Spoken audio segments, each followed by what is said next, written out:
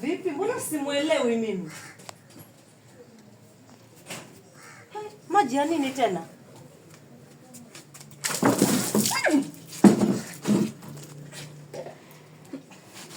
Wewe mtoto, kwa nini unanifanyia yote haya lakini? Kwa nini unanifanyia yote haya? Ngoja. Jesus. Hiki kiti hata si chako. Haustahili ketia. Ni cha mamangu.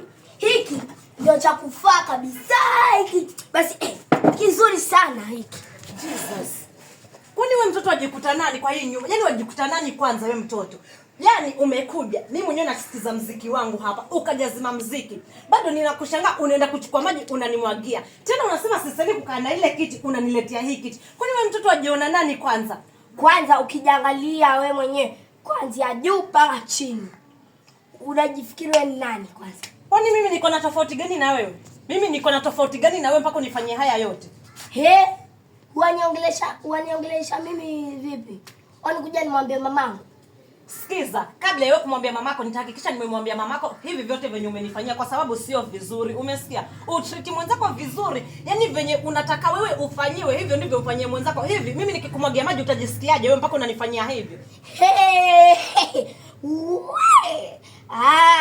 Kuna mwenzangu hapa. Hata sijui yuko aje.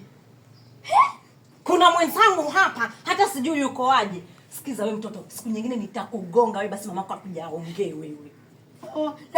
Mama akija naja kusema. Mama akija naja kukusema tena ndio nitakugonga vizuri wewe mtoto. Unamfanyia opuzio nani wewe mtoto? Sina kufanyia wewe hapo. Upuzi wenye ushanifanyia, lazima nikuje kumwambia mamako wewe mtoto. Kwanza sikiliza wewe dada, hata ukija kumwambia mamangu hata ifanya lolote. Kwanza mimi mtoto wa bosi, unanionaje?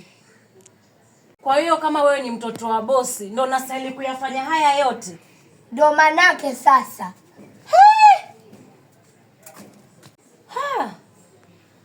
Haya nayo ni makubwa. Mungu, kama unayaona haya yote ninayopitia mimi. Naomba pia mimi ubadilishe maisha yangu, Mungu wangu. Na kama watu haya maisha ninayopitia, kama watu ndo wanayapitia haya maisha.